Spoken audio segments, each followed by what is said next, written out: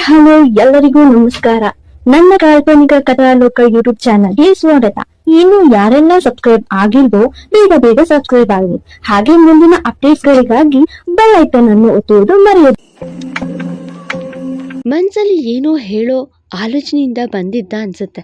ಆದರೆ ಅವಳ ಮುಖ ನೋಡಿ ಈಗ ಹೇಳೋದು ಸರಿಯಲ್ಲ ಎಂದು ತೀರ್ಮಾನಿಸಿದ. ಹಾಗೆ ನಾಚಿದ ಮಗುವನ್ನು ಹಿಡಿದಿಟ್ಟುಕೊಳ್ಳೋ ಪ್ರಯತ್ನ ಮಾಡ್ತಾ ಮಾಡ್ತಾ ಅವನತ್ತ ತಿರುಗಿದ್ಲು. ಆದರೆ ಏನು ಪ್ರಯೋಜನ? ಅವಳ ಮುಖದಲ್ಲಿ ಬೇಡವೆಂದರೂ ಆ ಸಣ್ಣ ಹಸಿ ಮರೆಯಾಗುತ್ತಿಲ್ಲ. ನಾನು ಆಫೀಸಿಗೆ ಹೊರಟೆ ಎಂದ. ನಾನು ಬರ್ತೀನಿ ಹಸುರ ಎಂದವಳ ಮಾತು ಪೂರ್ಣ ಆಗೋ ಮೊದಲೇ, ಬೇಡ, ನೀನಿವತ್ತು ರೆಸ್ಟ್ ಮಾಡು, ನಾನು ಅಲ್ಲಿ ಶೀಲಾನ ಟೋಸ್ಟ್ ಮಾಡ್ತೀನಿ ಎಂದು ನಕ್ಕನು. ಅವನ ಮಾತಿಗೆ ತಾನು ನಕ್ಕವಳು, ಬಾಯ್ ಹಸುರ ಎಂದಳು. ವೈಫಿ ಬಾಯ್ ಎಂದು ಅವಳನ್ನು ಅಪ್ಪಿ ಹಣೆಗೆ ತುಟಿಯೂರಿ ಹೊರಟ. ಇಬ್ಬರನ್ನು ಒಂದು ಕಡೆ ಸಂತು, ಇನ್ನೊಂದು ಕಡೆ ಅಮ್ಮು ಗಮನಿಸಿದ್ರು. ಇಷ್ಟು ಅನ್ಯೋನ್ಯ ಹೇಗೆ? ಅದೇ ಅನುಮಾನ ಮತ್ತೆ. OMG, ಲಕ್ಕಿ, ನೀನು ನನ್ನ ಪಿಕ್ ಮಾಡೋಕೆ ಬಂದ್ಯಾ? So sweet of you, I am so happy, thank you ಎಂದು ಕಾರ್ ಹತ್ತಿದ್ಲು ಶೀಲಾ. ಎಸ್ ಶೀಲಾ, ನಂಗೆ ಯಾಕೋ ಮನೇಲಿರೋ ಮೂಡೇ ಬರ್ತಿಲ್ಲ. ಸೊ ಡೈಲಿ ಇನ್ಮೇಲೆ ನಿನ್ನ ಪಿಕ್ ಆ್ಯಂಡ್ ಡ್ರಾಪ್ ನಾನೇ ಮಾಡ್ತೀನಿ. ನಿಂಗೇನಾದರೂ ಅಭ್ಯಂತರನಾ ಎಂದು ಕೇಳಿದವನಿಗೆ, no no, it's my happiness ಎಂದಳು.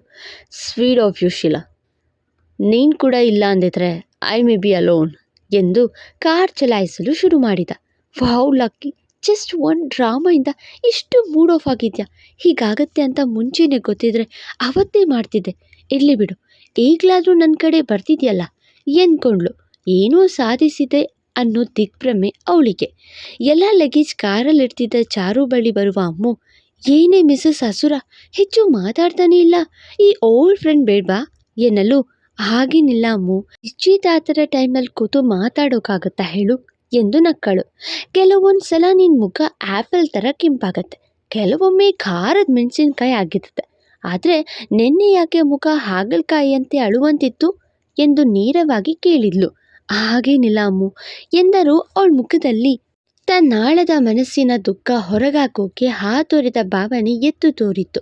ಅವಳ ಕೈ ಹಿಡಿದು ಬೇರೆ ಕಡೆಗೆ ಕರೆದೊಯ್ಯ ಅಮ್ಮು, ನಿನ್ನನ್ನು ನಿನ್ನೆಯಿಂದ ನೋಡ್ತಿಲ್ಲ ಕಣೆ ಅಮ್ಮಣ್ಣಿ, ಏನಾಯಿತು ಹೇಳು?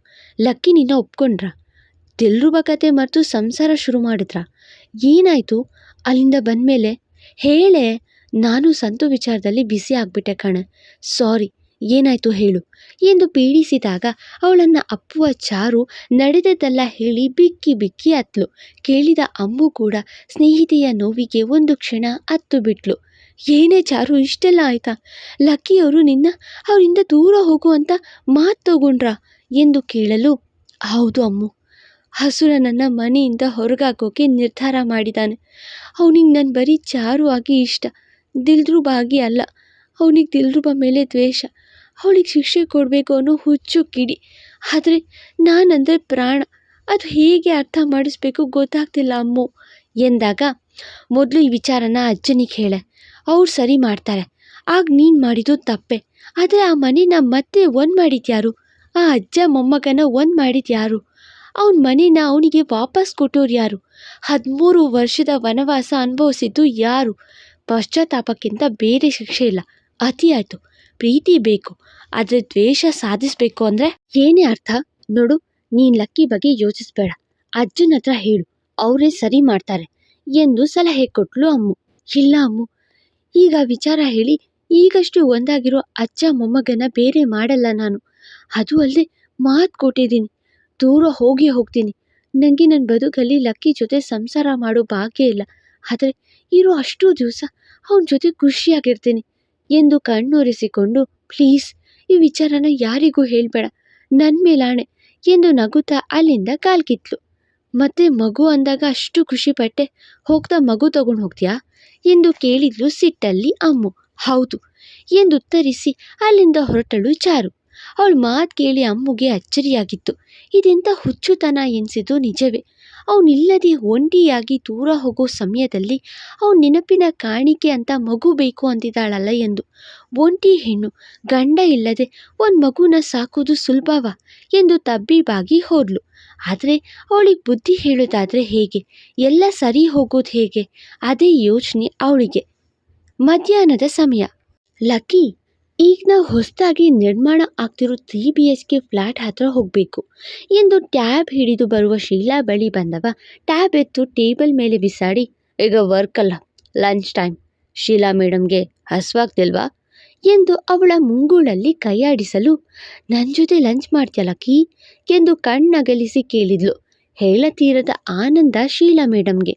ಎಸ್, ವೈ ಗಾರ್ಜಿಯಸ್, ನನ್ನ ಜೊತೆ ಲಂಚ್ ಮಾಡಲ್ವಾ ಎಂದು ಮೆತ್ತಗೆ ಸಿಹಿಯಾದ ಧ್ವನಿಯಲ್ಲಿ ಕೇಳಿದ. Why not, please come handsome ಎಂದು 32 ಹಲ್ಲು ಬಿಟ್ಲು.